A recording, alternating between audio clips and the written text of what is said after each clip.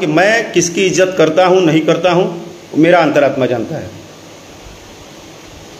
दो भतीजे हैं, कंटेसा जी और चमचेसा जी।